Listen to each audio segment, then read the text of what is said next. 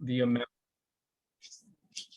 whether the amount used is more or less of the retainer, that's, not really your issue at the end of the day, as the thought process is that it all evens itself out, in the end at some point in time. The unique perspective of this is that I think in the past, you've been hiring independent legal counsel and they're serving in independent contractor sort of roles. This is a little different because the referendum states that this position shall be an employee of the city. So, that brings with it just a little bit more of a distinction from what you're used to using, I think, with independent legal counsel. So, even though this position is not going to be, under the city solicitor law department office per se, but rather under the city council department, I think you still have to look at this as an employee, albeit on a temporary or a part-time basis, I should say, a part-time employee. So, with that being said, I think, you have the option to do an RFP if you would want to. I don't think it's required by the charter or the administrative code, because you are dealing with this in an employment situation and not an independent contractor. But that will give you a little bit of flexibility as well, moving forward, because as we said, not only are the duties going to kind of evolve and develop over time, but, maybe the scope of compensation and, the other benefits or how the compensation is paid, will develop as well as this position continues to grow. A couple of thoughts around that, Mike. I don't have that wording as it relates to reference to employee regarding the referendum. Does anybody have that handy? It's the last page. Right? Yeah, I just want to hear the specific wording because I know it does make reference, but the wording was kind of a little weird. But while we're looking for that,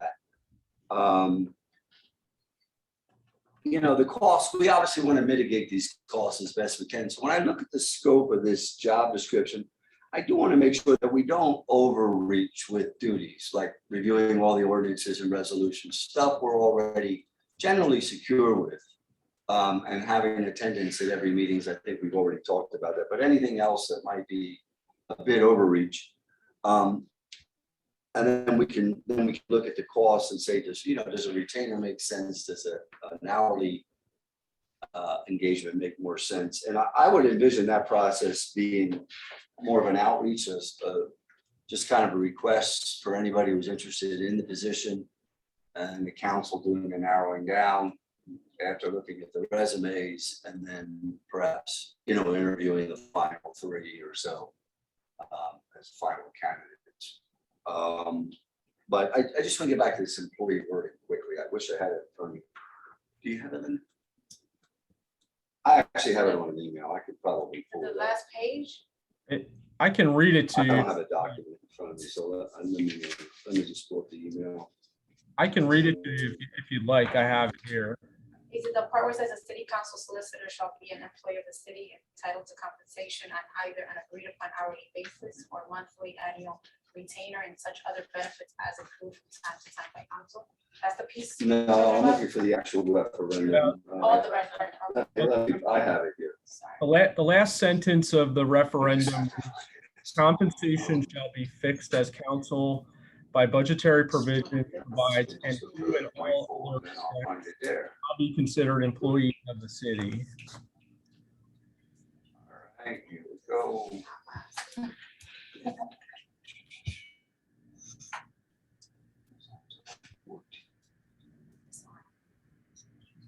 All right, here we go.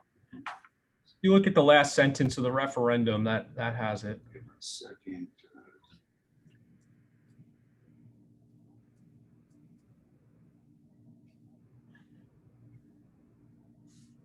All right.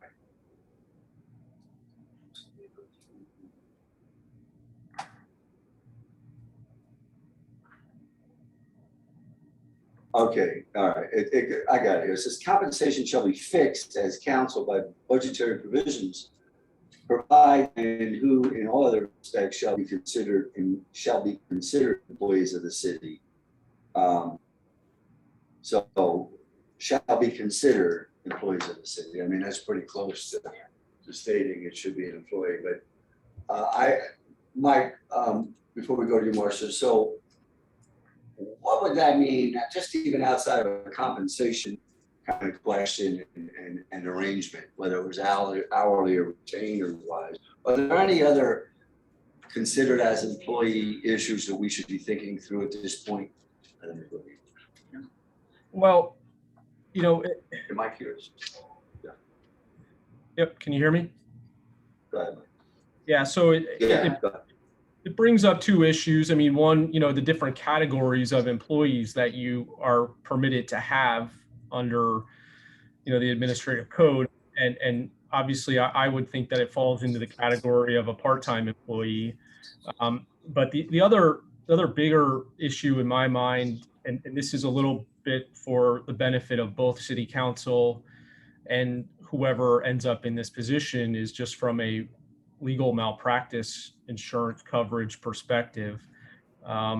If they're an employee, then in my mind, that person would be, and their acts would be covered by the malpractice insurance that the city has for the law department or any other, professional services, that are being utilized under the umbrella of the city.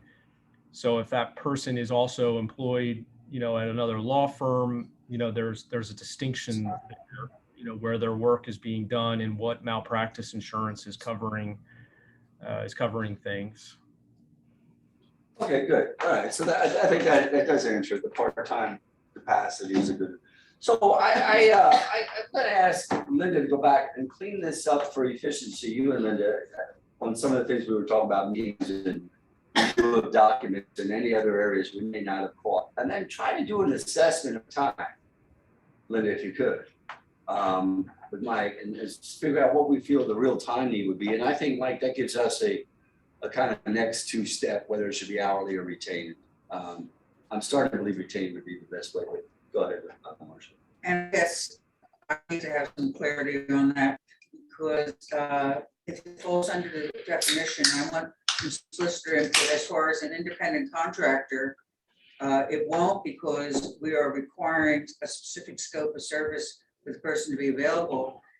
And so, Mike, I just want some clarity on that. I just get concerned that it seems to me, what my experience is, it fits in better as part-time, but maybe it could be falling under retained. I just wanted your advice on that.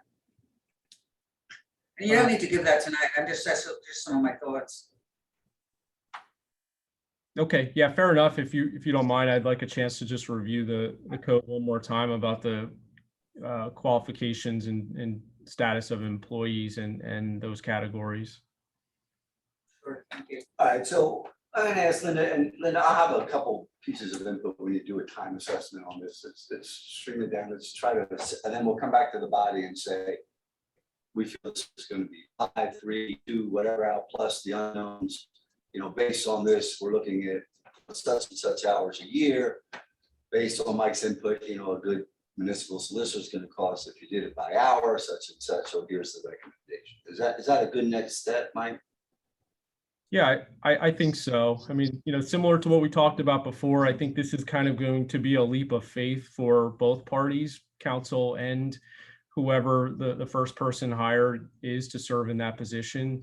So to some extent, there's got to be a mutual understanding that you're going to work with each other moving forward, that, if the retainer is not working, let's switch to an hourly basis, or vice versa, as the duties and scope, continue to grow and develop.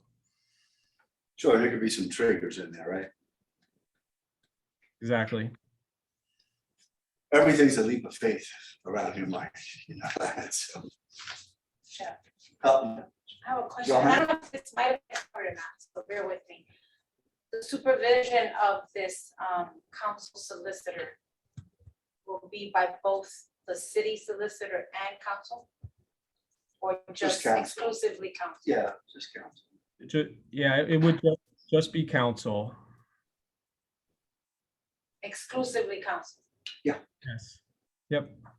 There was a question too about the validity of the RFP that went out in 2019 to develop the list of solicitors available to city council. Well, we don't need to go back to that, but I don't foresee an RFP or foresee us interviewing a list of submitted candidates and making a decision based on qualifications. So, Yeah, I mean, I did look at it. Right? go ahead, Fred. I was just gonna say we could read, I think we should actually redo both. Hold on a second. Evelyn, I think, out of public meeting. Sorry. it's not? Yeah, you can attend it. Hold on.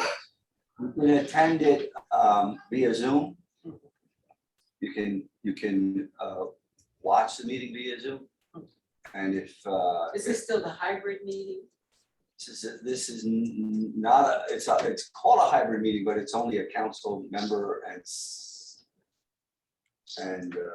city Limited clerk staff. attended meeting, yeah. And the Facebook, not Facebook, the regular meeting, if you want to speak, you can register with Linda and still speak via Zoom. So it's not open to the public present, That's correct. okay, and your justification is what? I'm not going to do that tonight, but I need to just make you aware The that this fire is. marshal, is that what you said? Yeah, but we're not getting into the discussion tonight. Well, you Evelyn. need to, Well, because. but we're not gonna do you it need tonight. to, If you Jack. feel we need to, call me, email me. We could give you an explanation. We're not gonna do it now. We'll do it in writing, That's fine. okay? Thank There's you. Evelyn. open records, so we could come to you. Okay, that's fine. Thank you, Evelyn. Have a good day. All right. Fred was in the middle of a comment and then we'll go. And I would like to have our solicitor give us an opinion on that, because obviously it's gonna be challenged by certain members of the public, why we're allowed to meet in this way. Fred, I don't want to we'll come back to that. Let's speak to this topic at hand first. Yeah, thank you. Fred, you're getting ready to speak. What were your comments? yeah, I was just gonna say that I think the RFP is still valid, but a more recent RFP, I think after 2 years, we're ready to go out for a new one. And particularly to the extent that there's a little bit of different circumstances, it would probably make sense. And I can work with Mike to produce a new RFP, and we should be able to get a pretty quick turnaround for that. My comment's gonna be to you and Mike, we need to know whether or not we actually need to do an RFP, or if we can just solicit requests for qualifications and make a decision, window it down, and then interview candidates. We need, because when we get into other things. If you guys could take time, you don't have to do it tonight, but in the coming week or two and figure that out, that'd be great. All right. Now, anything else on the your voices. Anything else on this specific topic? Go ahead. I'm just curious, concerned, right? So what are our employee policies as it relates to part-timers? Because I didn't think part-timers necessarily received benefits. So I just want some clarity on that. I don't think they would get benefits. Or That's a question that we can certainly ask. but- Or is it gonna be clear, because I know he talked about insurance, liability insurance. Is that what's provided to every employee regardless of their, Well, let me ask you, we just do this as well, that we also come back with any input on what a part-time employee status would mean. Yeah, currently city and part-time for the- employees do not get benefits, any benefits. or liability insurance, or No, what no, might no. refer to? It could be negotiated, like the Bethlehem solicitor. He negotiated a lower retainer rate in exchange for paid healthcare. So that's something we need to consider. And then are we projecting this for the new year budget, I would assume? Yeah. Right? We wanna hold off that one? Well, we'll see where we come up. I mean, it'll probably take us Just October, curious, November. I'm to gonna get this all- allocate money for it. We'll have this all figured out, but by the time we go through the process, it'll be the new year, so. And then as we're like, I don't know, discussing this, and something that just came to mind, I don't know if it's feasible or not, but is the legal department looking to grow? Would it make sense for full-time where 50% of the time is allocated to us? Not at this point. 50%, no? It's so exploratory, yeah. Okay, I just think we have to be- curious if, Now, I wanna, if we're done with that for now, I think we have some direction on this specific issue. I wanna get back to Evelyn getting in here. I don't know how she got up to the Call the third desk sergeants. floor, or how she announced herself at the desk sergeant's door. I'm just gonna ask Gabe to see if the chief can talk to the desk sergeant, find out what she announced herself as needing to be in the building for, and whether or not they were aware that she came up here. I guess she wanted to take a picture. I'm not gonna physically persuade somebody, but Have we made it public knowledge, public Right. statement, what the current policy is as it relates to meetings? And what does are we, hybrid mean? and are we in compliance with our laws in doing so? City Solicitor, this question is for you. Well, I believe, first of all, we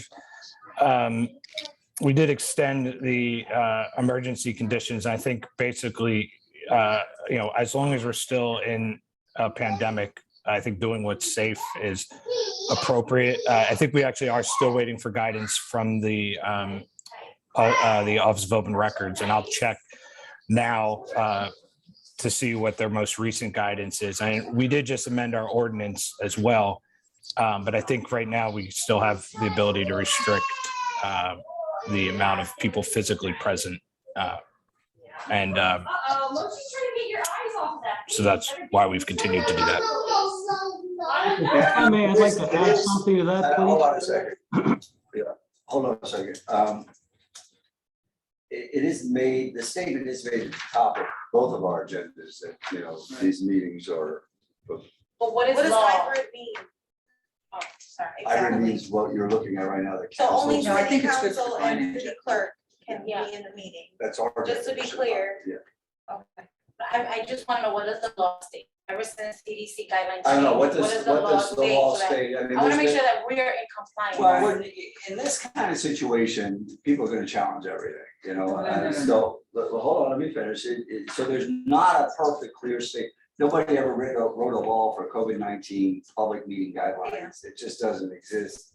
A lot of the guidelines have been established on the go. We have replicated what other communities are doing. I'm gonna ask Linda to speak to that, and then I'll ask Fred to give us any additional information. It's a mixed bag across the Commonwealth. Some are still doing it like we're doing it.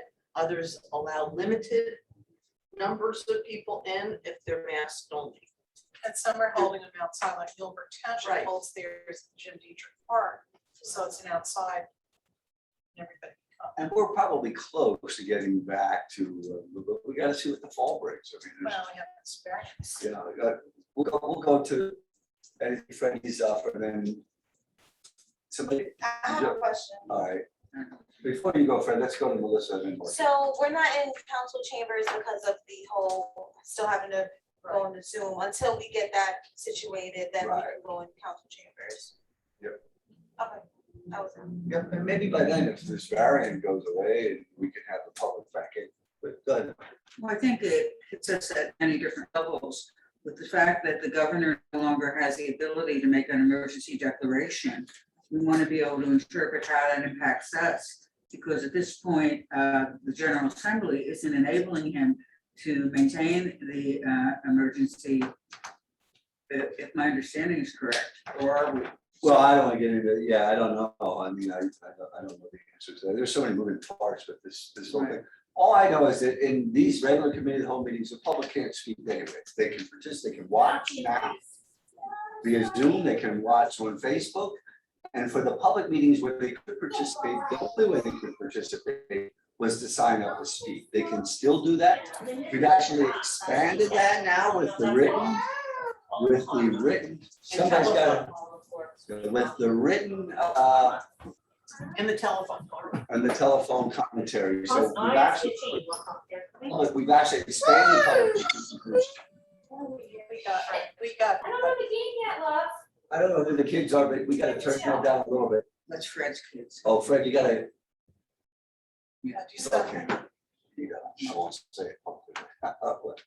Anyway, so that's where we're at. So if somebody wants to challenge that, nobody's done business behind the curtain. Nobody has shut down the public's ability to participate. You could come in and say, look, the wall should be green, why aren't they green, blah, blah, blah, blah, blah, blah. We can't get caught up on every argument. I would easily defend the way we tell our meetings. and the way we've remained holding them open to the public.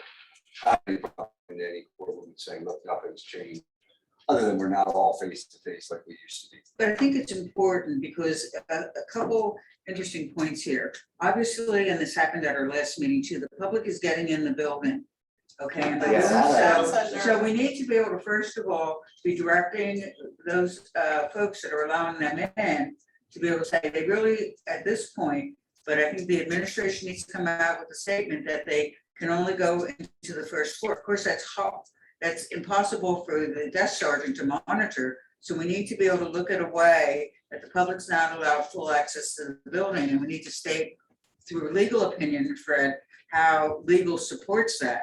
Okay, at this point of where we are in the pandemic. And I've asked Abe to inquire as to how she entered the building. Did she tell them that she's coming to a city council meeting, or did she give them another reasoning, which has its own, concern? So those are all worthy considerations. And what I'm going to do is I'm going to ensure that the desk sergeant, whomever's in charge, understands that the meetings are not open to the public. For one, or two, perhaps we could work together on putting together some signage that is clear and visible to everybody. And furthermore, I have asked Christian to work with Linda to see if perhaps we could put a statement on the city council tab as well to let everybody know that the council meetings for the time are not public. And as a segue to that, I want you to know that I have been talking to the fire marshal about City Hall and the variant that's currently taking place in the United States. We're very concerned about it. We do believe that we're headed to another lockdown sometime in October. I read the report that he submitted 2 Fridays ago. We have a follow-up meeting this Thursday. At a minimum, it looks like we're going to return to masking inside the building, vaccinated or non-vaccinated, according to CDC guidelines. So I'll keep you apprised of that as well. Get us watch. Don't jinx it, Jeff. Well, you never know. All right, we're good, guys. We gotta go on. We've gotten really dirty here, so let's, for good reason. So let's move on to the ARPA funds. Application process and limits on outs. There's a lot of stuff here. I don't know, Ava, who's going to speak to this. I did anticipate a whole slew of outside applicants. I thought that this person, I'm still getting acquainted with the ARPA guidelines, but I didn't foresee a whole lot of outside spending other than to perhaps the ones that we've already done. There may be another 1 or 2, I don't know, but I didn't know that we're having this huge application process, et cetera. Who's going to cover this topic this evening? Luke Lamar is not here. Abe? I'm prepared to do that. In fact, if I may, I'd like to share my screen because I have an updated PowerPoint presentation for everyone. All right, great. Very good. All right, as you'll see, this has been updated today, and we have been in discussions with several individuals as they relate to consultants help us with this, so I'll just get right into it. Obviously, everybody knows that the United States Department of Treasury, hang on, that's not the right slide.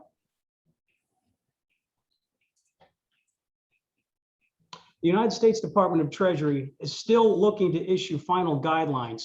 Today, we learned that that's not going to take place before October. We're looking at late September, early October, because they're beefing up in terms of hiring more personnel. And right now, their task is answering questions or have people writing FAQs, answering them as much as possible. And in the meantime, the city still has a report that's due to the federal government as it relates to lost revenue. And finance is working on that. I'm sure that we'll have that by Tuesday, August the 31st. In the meantime, we're expecting the Treasury may have more guidelines that will assist us in writing the report in August, but we are going to take care of that without a doubt. To reiterate, the city is receiving $61 million. The first tranche was received on the 9th of June. The second tranche will be deposited by the end of March. And of course, I want to remind everybody that we're not in a rush to do this. We have until the end of 2024 to commit the funds and at the end of 2026 to spend these dollars. And to the council president's point earlier, we're also really surprised at the number of external requests that we received, which I'll get into in a further slide. I've also had conversations with the county. The county's also in a similar situation, not having spent anything publicly, and they're not receiving a whole lot of external requests either. So everybody is clear. We've had 7 internal working group meetings, including the interviews for the consultants, which we wrapped up today. We have a rubric that's going to be discussed on Wednesday, August the 11th, which I will share with everybody by the end of this week, since it needs some tweaking. Some of the things that we're going to be looking at are, for the projects, are needs, impacts, addresses inequities and inequality, if there's community support, if there's organizational capacity, project characteristics, project sustainability, a rock solid budget, and then we will have a scoring mechanism in place that will allow us to make those final determinations. These meetings are attended in earnest by Public Works, Finance, the Fire Department, Community Development, and the library as well. And again, we will have internal and external requests available for council members. We have an emphasis, as I've mentioned on many occasions, we're talking about infrastructure, which I'll talk about later in the presentation. Sidewalks, streets, parks, playgrounds. I know that several council members were concerned about the parks and playgrounds, and just know that they are going to be addressed. And of course, the replacement of the downtown improvement district as well. As I said, we interviewed 4 consultants. The last one was today. We will deliberate at the same meeting on Wednesday, the 11th. We've interviewed Ernst & Young, Zelenhofsky, Axelrod, Mayor Dussel, and Baker Lilly. And folks, I have to say, they are neck and neck. It's going to be a tough decision to make because the capacity is there, the experience is there, the track record is there. These are accounting firms that are going to help us with our reports and also help us navigate. They have all said that the city, in collaboration with council members, will obviously determine where we go, and they will assist us in making sure that everything is done openly, transparently, and that the reports are filed in a timely fashion. As many of you know, we have up to 5 years after we spend the funds to continue drafting and sending reports to the federal government as to how these funds are being spent. Internal requests, let's talk about those first. Well, I've covered streets and sidewalks, including pothole remediation, parks and playground equipment, and blacktop for basketball courts. We have found that the #1 playground equipment that needs replacement in the city are the swings. And the swings happen to be the most popular playground equipment in the city. And that comes with safety pads, the ones that give, so the kids, when they fall, they don't really hurt themselves. It's just a little scrape and a bump and a little tear. Wastewater treatment plant, fire apparatus, library services. We received internal requests for those. We will attach those specific dollar amounts when we have them. In terms of external requests, you're all familiar with the Santander Arena and the Reading Fighting Phils, but we've also received requests from the Pennsylvania Americana region, which is the Visitors Bureau, Convention Visitors Bureau, basically, the Pagoda Foundation, the Berks History Center, the Fire Museum came last week, and the 18th Wonder Association also reached out to us and presented a proposal via Councilwoman Sahelnik. We have 4 main buckets for consideration. Obviously, negative economic impacts due to COVID, lost revenue for the city that we're working on, infrastructure, obviously, and premium pay for employees who were impacted. Now, the premium pay can only go towards individuals who are on site performing their duties on a regular basis, not working from home. Make that clear. I also want to mention infrastructure once again. Now, as many of you know, the American Jobs Plan is being deliberated upon right now. Every month I have a standing meeting with Sue Walker in Congresswoman Houlihan's office. We had a very robust discussion about this last time. Congress is about to vote this August on a $1.9 trillion plan. And for those of you who are watching, typically August is the time off for members of Congress. But since it's such an important issue and it's topical and timely, and that we're headed towards another possible shutdown, they decided to use August as a time to vote. And we're looking at a $1.9 trillion plan, $362 billion of that going into infrastructure. It's expected to pass the House of Representatives, but we're unsure about the Senate because of those interesting political dynamics. A rubric will be forwarded to you by the next meeting. Again, it's right here. I'm going to send that to you all by email. And we're also going to start town hall meetings. So the public has input on what these projects are for. We're looking at September or October for public input. If we have to do it via Zoom, we'll be prepared to do that. But again, I want to caution everybody. I know I've been hearing a lot of things about not having done this, not having done that. We're not in a rush to do this. We want to do it right. We want to do it right the first time. And there are no sidebar conversations taking place, no deals being cut. There's no such thing as walking around money in the city of Reading. That is a term that is antiquated and used specifically in Harrisburg when members of the legislature were engaged in that practice. That's not happening here in the city of Reading. I just want everybody to be aware of that. So I am more than happy to answer anybody's question, anyone's questions as they relate to the ARP in this presentation. Well, before I open it up, thanks, Dave, for the report. And you're right. I mean, the commitment deadline is December of 24. Is that what I read? Yes, Now, sir. That's the obviously, commitment. Correct. So we don't want to wait that long, but we No. do have time here. What does that mean? We don't have to have this We money have to have planned the funds out. committed by the end of December. Yeah. That's 20. So, realistically, we should shoot, as a group by the end of next year, and maybe even a little beyond that, but Yeah, and just so, yeah. just so we all know there's time. So we're not, and we're gonna continue to get these updates from the administration, so we know where they're at. I might be a little leery of those September, October town hall meetings, only because of the variant. And also because we are still early on in the process, but might need a little more time to plug to it, but then again, that's up to you guys. But I just wanted to mention one project I know everybody mentioned that may be something they want to see on some plan, and I could be wrong. But I heard from several members about the East Reading Pool. Yes. If it's something we consider, put on that, go ahead, Marcia. And I think I need to speak, living a block away from that pool, that would be a very poor investment for the city. The projected cost for putting that pool back in operation, pretty well gutted, would be substantial. And when we look at all our other priorities in the city, I think we, as much as it might be great to have another pool, do we want to be putting bad money into bad money? So and it's interesting for me because you would think, me being a resident, living so close to the pool, I'd want to see that become back again vibrant, but it's been neglected for so long.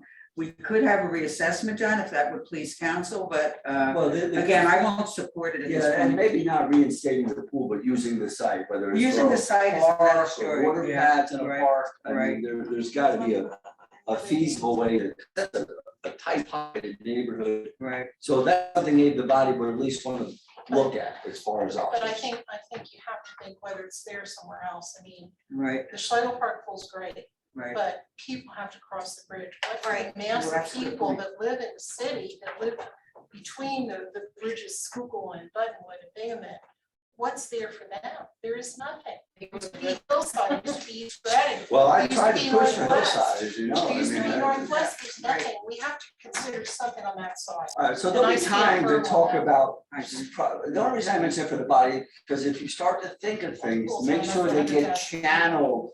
Make sure you Whatever. channel them. Just again, as you think of things that you might want to see in a plan, make sure you channel them to the body and the administration, so we don't lose sight of them as we're developing this plan. Nothing is locked in yet. Abe certainly wants to hear input. The administration wants to hear input. So as you think of things, copy council, send it to Abe and Jamar. And make sure we're all at least considering what everybody's thinking about. Because when we get down to the approving of final projects in this plan, it's gonna take council approval. And what I don't wanna do is get to the end of this thing and say, well, we didn't have a chance to offer A, B, and C. Yeah, so I wanna just make sure we continue to do that. Go ahead, Marcia. And I just wanted to be clarity when I saw on the agenda, how the foundation for the Reading Pagoda was listed. It needs to be clear that the memorandum of understanding for this, with the city, the foundation is responsible for the operations, not the capital expenses. So that should not come under the foundation. It's a city-owned property and the city's responsible for the capital work that needs to be done. And I think the recommendation that's coming from our Deputy Director of Public Works is to have a complete assessment done of the building to see what needs to be done and then come in with the budget figure that will come back. It is a building that is under a lot of duress, the location, the age of the building and such. So it will be, and I do think it's an appropriate use for this funding. However, it's not the foundation that would be responsible for the capital projects. Or am I correct, Donna? Yeah, so as we see a list of projects, because I don't want to get into each project tonight or each possibility, but as we see a list of prospective projects, we're going to get a call early on, yay or nay, and I think most of them are going to support. But again, if you think of projects, especially when we get that list that is missing, are missing, we need to go with it. It's going to be Johanna. Thank you for the presentation. Are you able to email that to us? Yes, indeed. Thank you for asking. I will certainly be happy to send that. And in fact, to Marcia's point, I'll remove the word foundation and just leave it as pagoda. But you'll have this in your inboxes in a few minutes. And then I do have a couple of questions, Abe. Sure. So I saw a deadline for August 31st, Yes, loss of revenue. yes. Who will be working on that, and are we gonna be on time? As I said, that is, yes, as I said, that is the Department of Finance is working on that, and yes, we will meet that deadline. Awesome. Two, the list of potential consultants to manage the funds, right? That money will come out of the actual funds? Yes, and I want to be Okay, careful on consultants. that. It's not manage the funds, it's to advise and consult. We, administration, in collaboration with council, will do all the managing. They're going to be consulting us and guiding us on financial principles and deadlines, et cetera. But yes, that is a legitimate expense under the American Rescue Plan. Okay.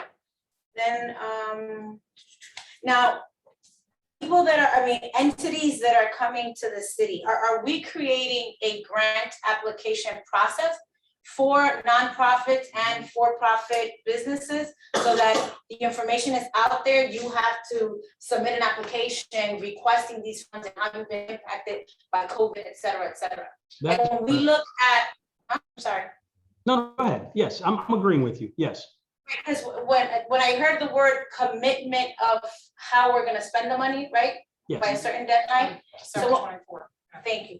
So are we saying, okay, here's this amount of money, we're allocating this much for this grant process, for example, this much for infrastructure, this much, like, is that how we're looking at divvying up the funds?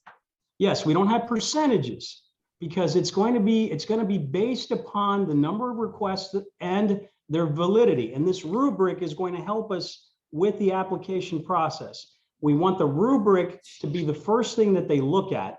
So then we can identify if this is a viable project or if it's just something that is wishful thinking. We want to separate the real applications from those applications that perhaps don't have the capacity to be filled. What I don't want to do is give a 501c3 organization money that they cannot properly administer at the expense of another organization could. Correct. Understood. But we are making it publicly known that we are taking requests. Yes, we've made that. Because we're we've made that known. entertaining people that are coming to us. Right, okay, so that's gonna be fair and equal. Of process. course, absolutely, yes, yes, without prejudice. And then I would assume that after that grant application process is created or whatever is gonna be created, then we have to figure out how we determine who gets what and how much, right? Correct, yes. And then who would administer that process? Well, the administration would clearly administer that process with council approval. We're not going to spend $1 without council's approval. Okay. And then my last question, when you speak of community input, are you requesting surveying the community in terms of what the community needs are, or are you just informing them of projects and asking for their blessing? I want to be clear on when you say community input.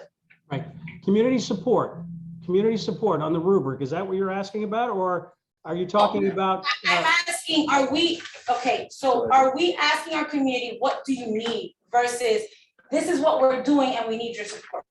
Like, we want them to have input We in want them to have addressing some of the community needs. Does that make sense? Yes, we're not going to bypass the public. We want input. We want buy-in. Definitely. And that's what we want from the public. And before we even take it to council, we're going to need to generate that public discussion. So then you're approving something that the public wants, because you owe that to your constituency, obviously, and the rest of the city. And we want to make sure that we're accountable to them as well. And just to segue a little bit, because you asked about community support as well, the rubric also stipulates that this project is looking for some support, articles highlighting a need, support from newspaper editorial boards. For the project is state, community development, county, municipal, or another plan. So we don't want to duplicate. If somebody has an application in the pipeline already for the state, we don't want them coming to us with the same application. So then they get 2 pots of money. You follow? And we also want to make sure there's a resolution of support by the local government bodies, which is where council comes in. Also stakeholders who support the project as well. So this is pretty detailed stuff that we're going to be deliberating on this Wednesday. And you'll have a copy of it. And I look forward to the next presentation, because I will be more than happy to update this PowerPoint as well. I guess I'm suggesting, I don't know if, and I'm so sorry, guys, this is my last one. I think what I'm also recommending or suggesting, if there is some type of questionnaire that could be put out for community to start identifying some of their needs in their neighborhoods, if that's. Yes, we started a I don't know if frequently, that's feasible. we started drafting a frequently asked question sheet, but we're waiting for final guidelines from Treasury. I don't want to put anything out there that has not been 100% vetted and approved by the United States Department of Treasury. Thank you. Sure. Strat was next. I think most of my questions are answered already. In regards to input from the public, Yes, sir. are you talking about town hall meetings? If we're not being allowed to congregate, how are we gonna hold meetings? Well, we could do it one of 2 ways. First of all, we can do the Zoom, because that seems to be working for a lot of people. So we can open that up. That's not a problem. And if people want to write to us, send us emails, we'll also take that into consideration. The public can provide input in many ways, whether it's a phone call, whether it's an email, or I'll even accept texts for that matter. But we want to ensure that everyone's voice is heard in this process. I would personally like to do it in person, but since we're not headed in the right direction, sadly, we're going to have to be creative. But we'll work through this collaboratively. Maybe you can help me, or maybe Linda can. Linda, was there ever a master plan laid out of what we would like to do in the city? Money, like road work? No. Okay, this is not my district. I asked you about it, Marshall. Right. I'm getting calls about how bad the road work is over Berks Catholic. I mean, it is bad. Now, I took the road Sunday when I left church. You need you go from one side of the road. That's Hancock Boulevard. Yeah. That's gonna be entirely redone. Hancock That's gonna Boulevard, be, because of the new intersection, right. housing, whole thing's you gonna be. see, nobody is telling the people over there, and they're asking me, And that's- okay? I think we've. But that's one thing that should be That's- considered. Yeah. And that's like I said, I asked Marcia, what's the name of that street? Hancock Boulevard. I go on it all the time. All It's right. bad. Any other questions? Okay, thank you. Go ahead, Ms.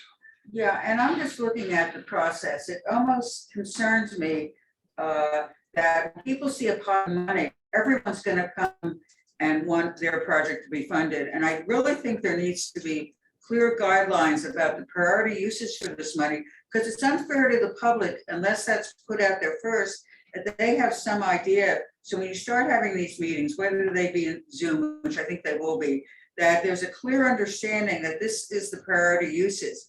We do have a city plan, so it has to be able to be looked at in that way. It's just not an open season for let's go for money.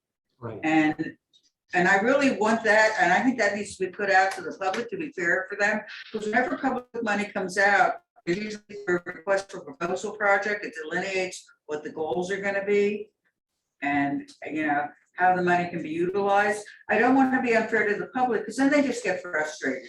and they say, well, I had this great, and everyone's project, and I take it to heart, from everyone's point of view, if you have a project, you're gonna think it's gonna be important, because you're looking through it through your lens, you're gonna say, this is important to my neighborhood, it's important to my community-based organization, whatever. So is there any way, before we come up with the rubric, to be able to look at what the priorities are? Well, certainly, and that's part of our internal deliberations, clearly. And again, I don't want to put the cart before the horse because we're still waiting for those guidelines. I don't want to put anything out en masse until we have the guidelines locked in. I don't want to mislead anybody. I don't want to give false hopes, but I want to get those guidelines. And everybody's frustrated, by the way. I mean, I've spoken to other municipalities who are still waiting for clarification, and I understand the federal government's need to beef up its personnel as it relates to this because it is a beast. It is huge.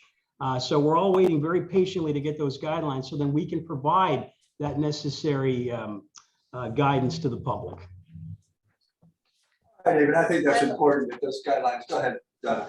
Yeah, I have a question. I have some degree of concern here.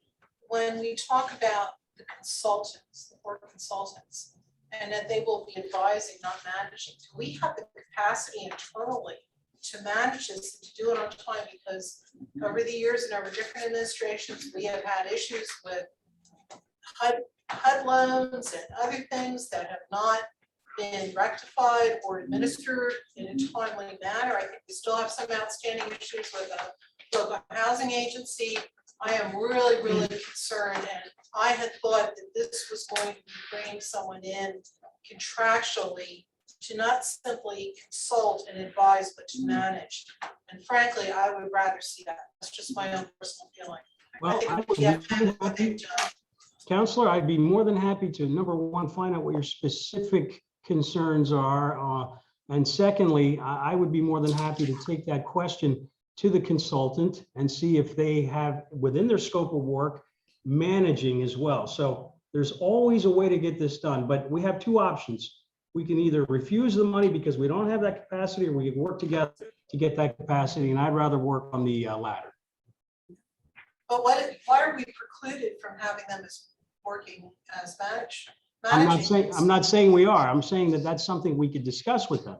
I'm not saying that we're precluded from doing that at all. I just wanted to be clear that the administration in collaboration with the council is steering the ship. It's not the consultant that's going to be steering the ship. Oh, I understand that. I understand that we're making the policy and making those determinations. Again, my concern, and those of us who have been on council for a number of years have seen the issues, have seen the problems, have seen,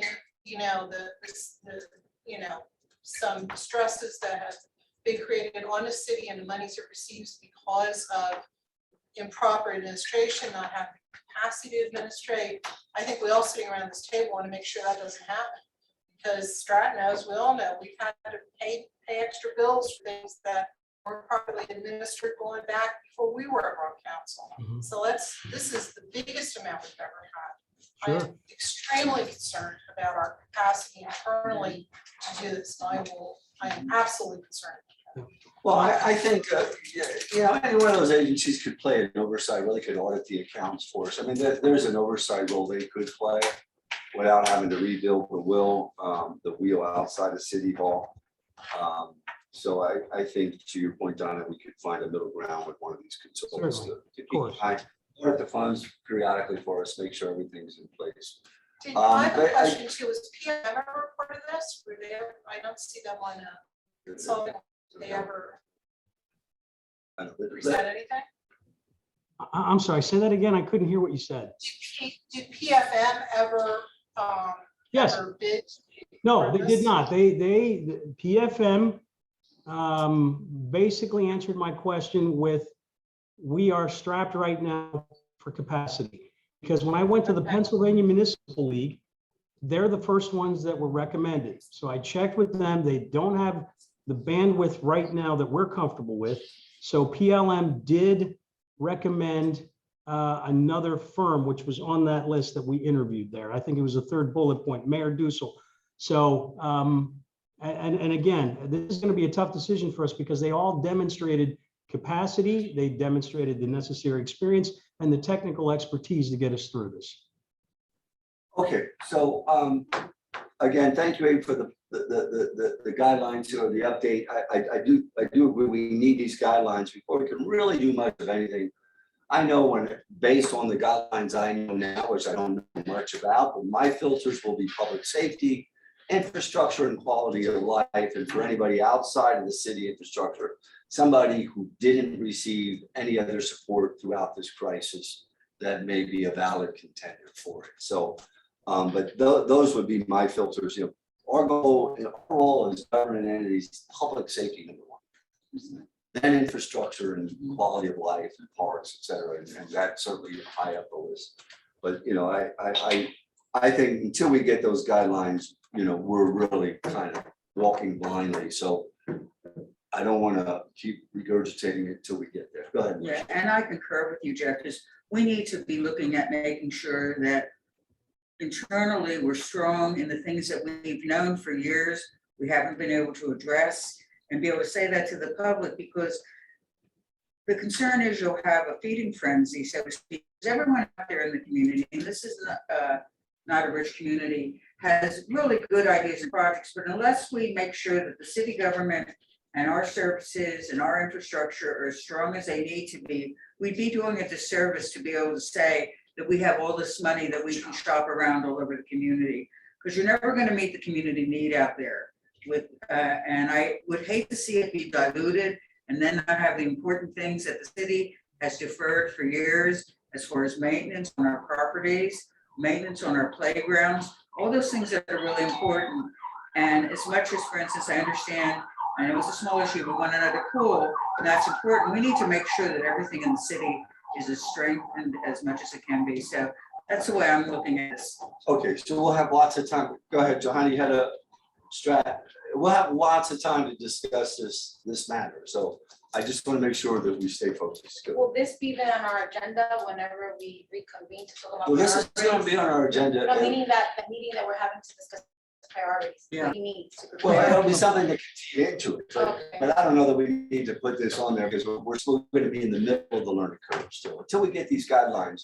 When we get these guidelines, we will probably put some So time, what are the guidelines that we're waiting for? I'm so sorry. federal government guidelines. Right. Right. In Federal terms government of how, guidelines, US Department of Treasury.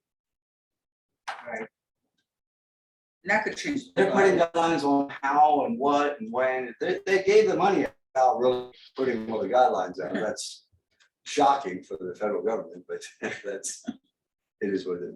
There's just a whole lot of moving parts there. So I think after maybe in another month or so, when we get these guidelines and they get kind of a draft idea of projects and then some government input, then we're going to be able to roll our sleeves up with them and say, okay, we agree with A, B, and C. Let's start putting more thought around that.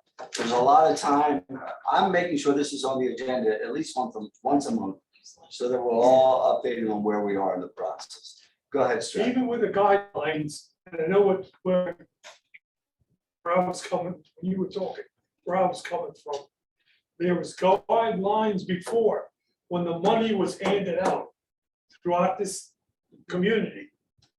And you know, that was the first thing I did, was try to collect money that was laying out, that was given away and never collected.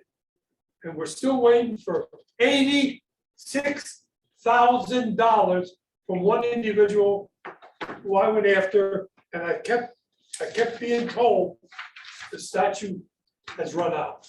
The statute has run out. And he is a big man in this community, Yeah, we got it. but they never went after him, 86,000. All right, so we gotta get, anything, go Yeah, ahead. just Marcia. one real quick point that I think is important for us to remember as we're moving out of Act 47, that the money that was set aside from the commuter tax for capital projects is going to end. And so we still have an enormous amount of capital projects. I don't know how that's the guideline, but we just need to keep that in mind. Well, it's on track then. Hopefully our state legislators are working hard to make sure that doesn't happen. I mean, all of them, but we'll see. Final comments on this. but on that, even you're talking about the capital improvement projects. Right. I mean, we still have a list of projects that we haven't completed, but the money's still there. Yeah, it's a separate Right, discussion. separate Yeah, discussion. They're working. I just want to make sure, keep in mind, right, and I'm not sure if this is part of infrastructure, I would assume, but let me think of sidewalk repairs, facade grant, maybe river fund, developing the river fund to some capacity. Okay, so let us move on. There's a lot of moving parts, if you will, but all these decisions are made in that big capsule.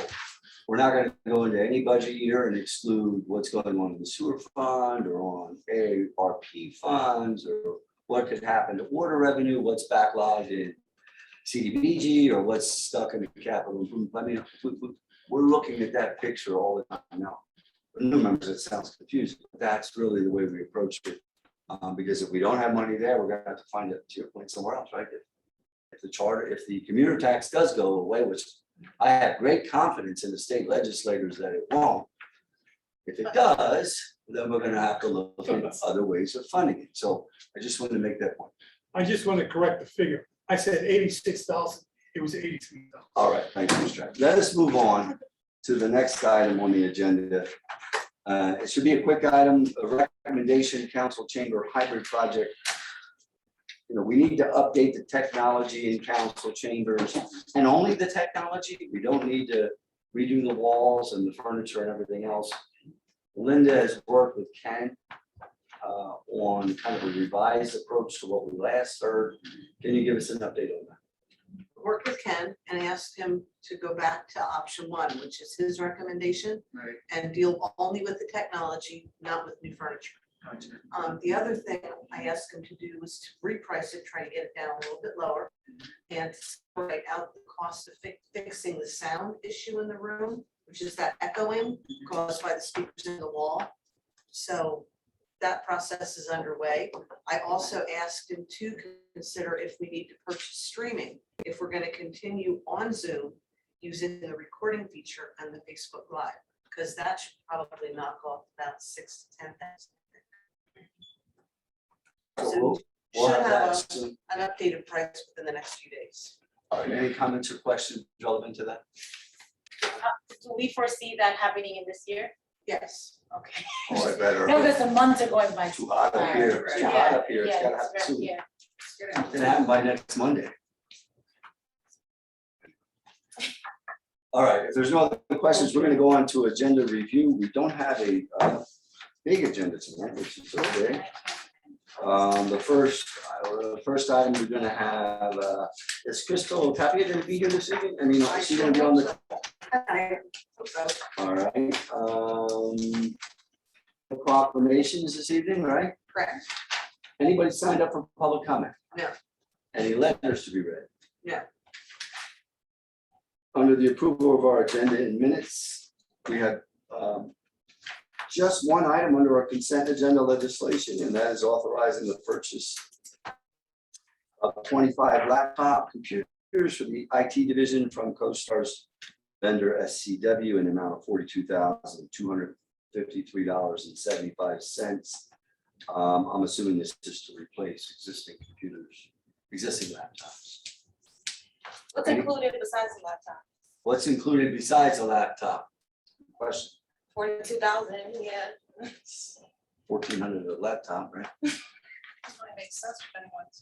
Does that include the iPads? Are we ever gonna have the iPads replaced in city council? I just watch the questions. Can anybody speak to what's with the 25 laptops? Is there software in there? Is there Yeah. guarantees? What do we get? I mean, 42, high RAM, high processing speed, A car. car.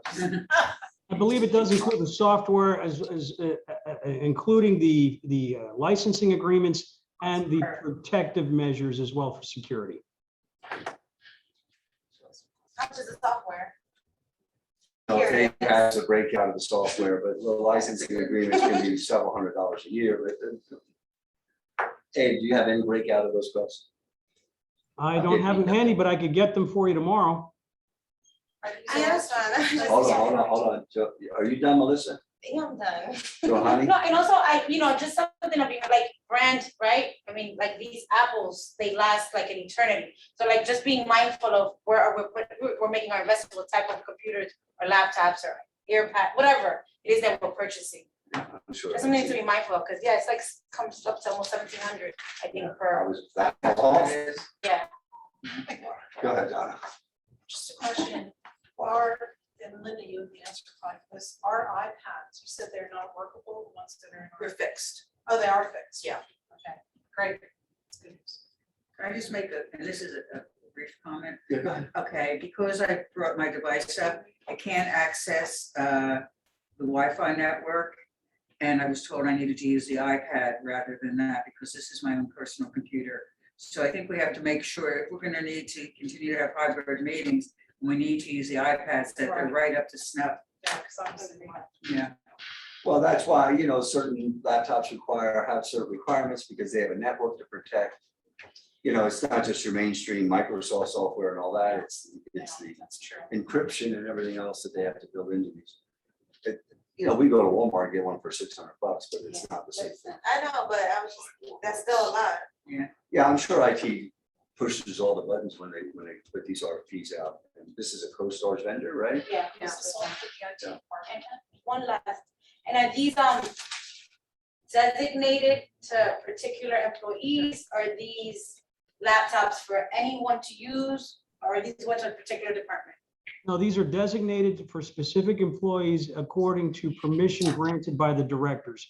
The directors are the ones that dictate the process as to who is allowed to have a laptop and who's been approved to work from home and off-site.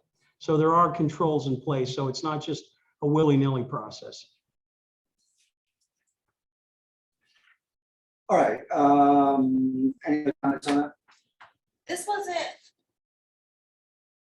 Actually, never You better make it 26 then. All right. No other questions? not right now. Not related to that, related to a comment Abe made, but I guess I'll save it for later. All right, we'll have a chance here at the end of the agenda review. We're gonna move on then to ordinances we're gonna have we got Abe here from the administration, we have Maria for the auditor's report. Yeah. One correction, Jay Montgomery is going to be giving an update from the plumbing board. Oh. All right. I've told him he needs to be Jeff Bell. Yeah, can't be that, right? Jay, what was his name again? Jay Montgomery. All right. You'll never beat Jeff, Mr. Bauer. It's the all-time record. All right, and then we're gonna go on to ordinances. There are, ordinances for final passage, there's only 3. First is amending the city code by adding a new chapter 433 public art and to establish a process for the city to consider short-term public art projects that will effectively enliven neighborhoods and create outcomes such as safety, livability, walkability, health, and economic development in city neighborhoods. Comments? We're gonna go on this and see where it goes. We're gonna go on it. Comment? yeah, I had spoken with Donna earlier today about doing an amendment to this to have a representative from Berks Arts, which is the state designated agency for coordinating arts programs, to serve in an advisory capacity to help give guidance as needed to the group to be able to navigate through any projects, because they have a sense of what is out there as far as art projects, things that are viable and things that aren't.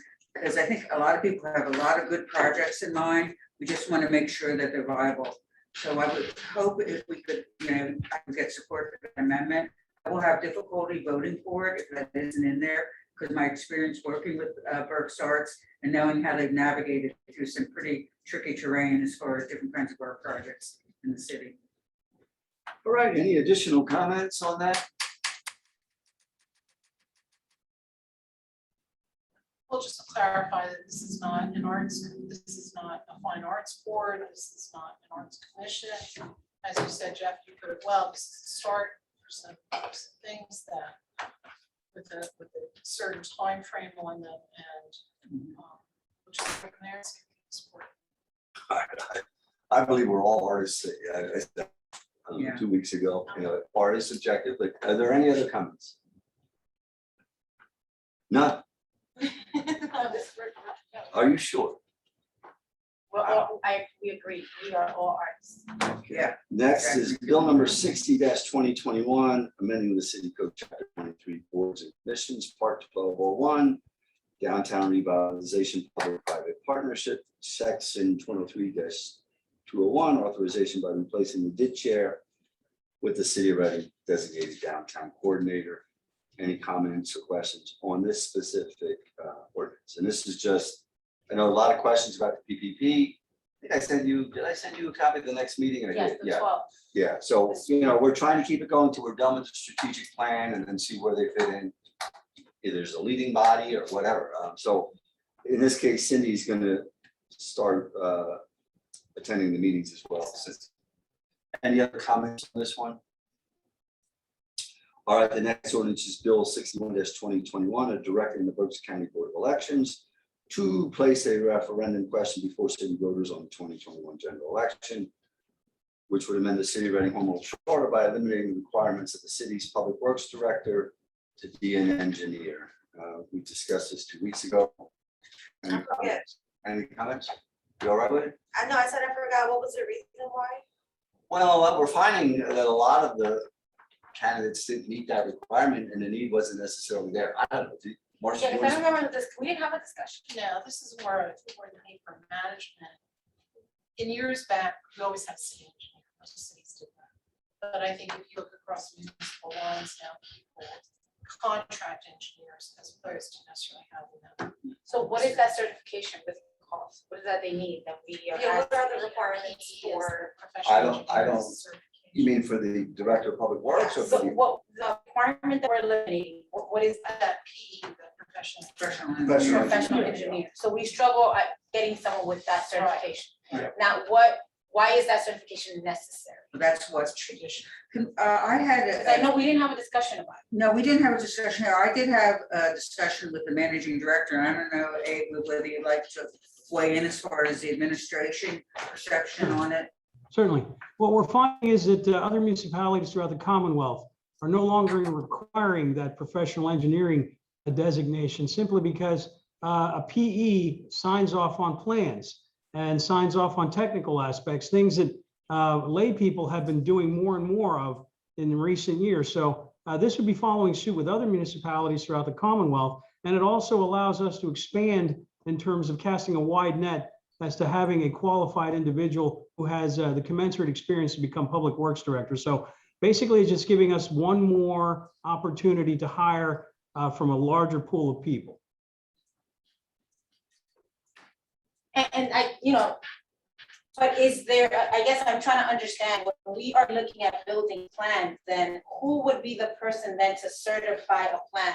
If it's a certified engineer's responsibility? We Do have hire other, yeah, consultants to do that, or how does that work? we have other PEs on staff. We have other professional engineers on staff, folks who have the skill set to sign off on these things. And again, it's just eliminating the requirement for the public works director, but the capacity stays within the city.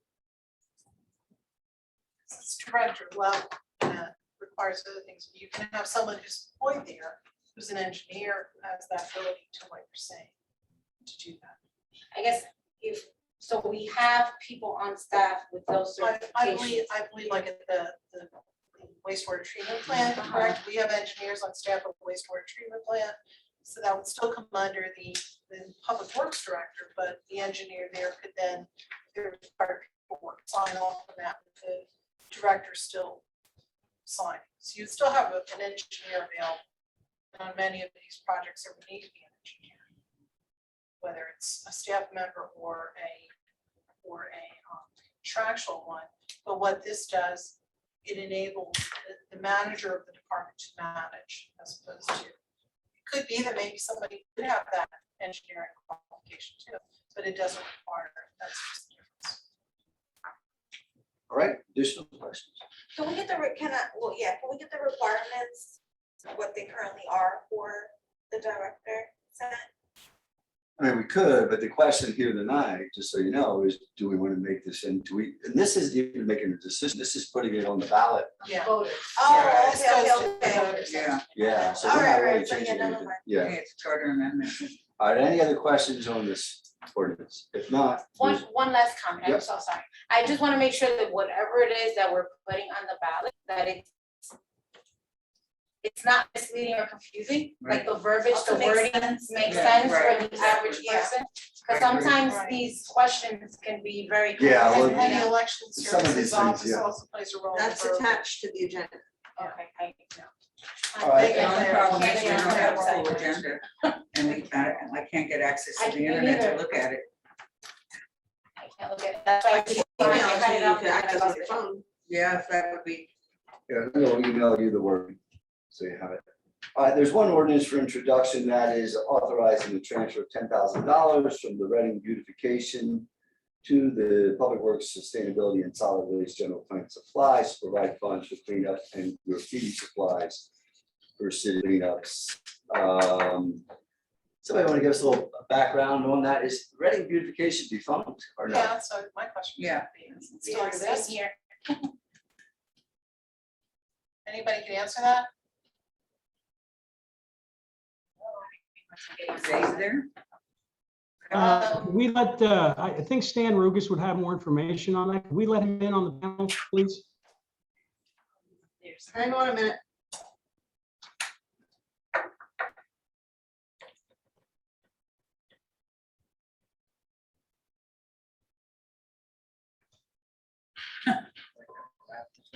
There he is. Good evening. Yes, in regards to the $10,000 transfer. Joining, Can't hear you. Your phone Stan. is breaking up. Your connection is bad. he's- Stan.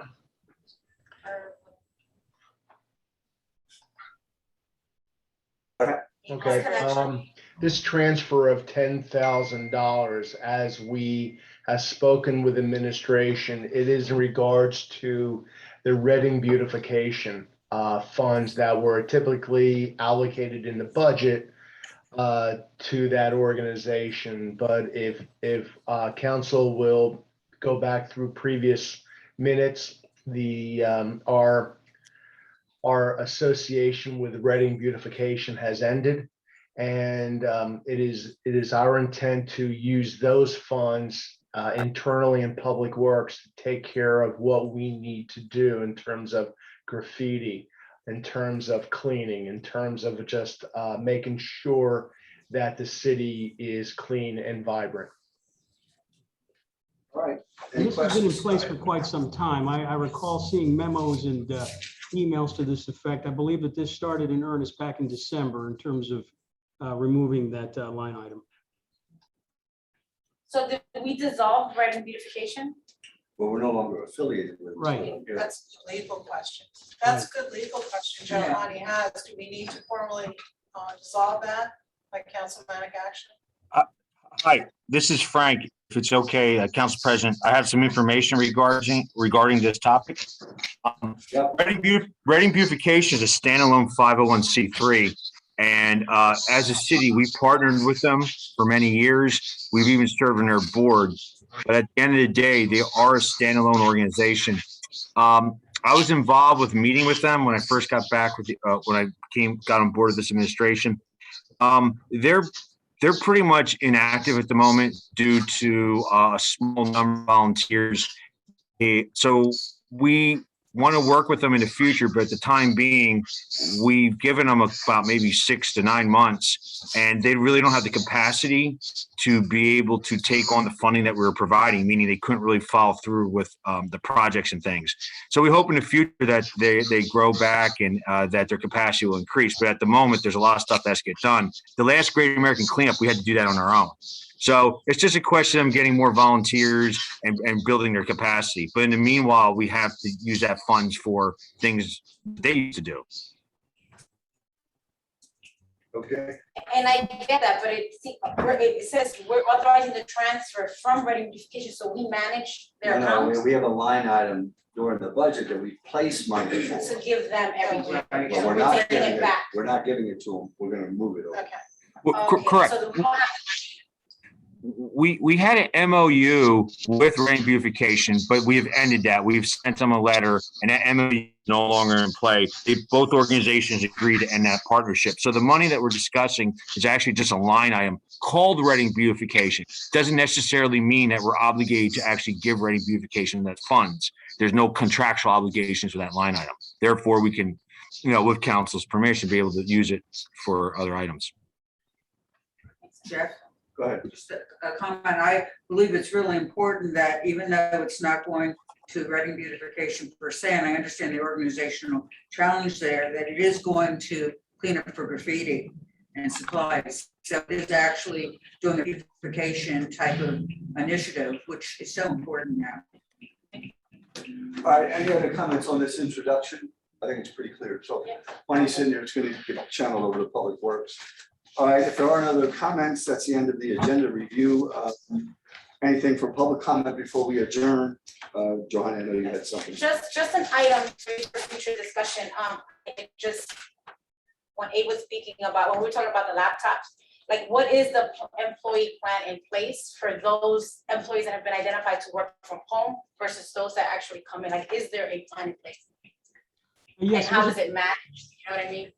Yes, and that is at the discretion of the directors as well, who understand their employees and their needs and their workforce and the tasks that they're performing. And anyone who receives city equipment has to sign for it to demonstrate accountability. And then there's a penalty if the equipment is not returned in its in the proper condition, if something happens to it. And we understand that, things can happen sometimes, things can be replaced, but we want to make sure that everybody understands that when they receive a piece of equipment from the city, that has to be taken care of, and we have to be accountable for it. And they have to sign off on it before they take it home with them. But those policies are with the directors. And of course, we're all going to be revisiting that very shortly with this new variant that's coming into place, folks. And that's kind of like, I think I mentioned this in a prior meeting, like I was always interested in learning if there was any data gathered to figure out how effective we were during the pandemic, with people working from home versus coming in, coming into the establishment, where there are cost savings opportunity. Like, I think we have an opportunity to figure out how we better manage our city, having learned that working from home is feasible. Like, am I making sense? Like, I'm just trying to understand if we need to do business differently now as a result from that. And if it makes sense money-wise, like, are we getting more productivity? Are we spending less money, et cetera? I'd be more than happy to pose that question to the directors and ask for their honest input as to what worked, what didn't work, and what could work better in the future. And I'll also be collaborating with the fire marshal's office as well in those aspects. So that's a legitimate question, yes. Okay, anything urgent for public discussion that we didn't have a chance to speak about this evening?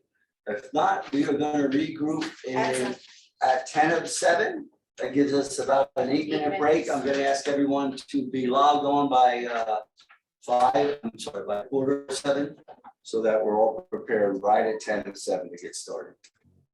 All right, thank you.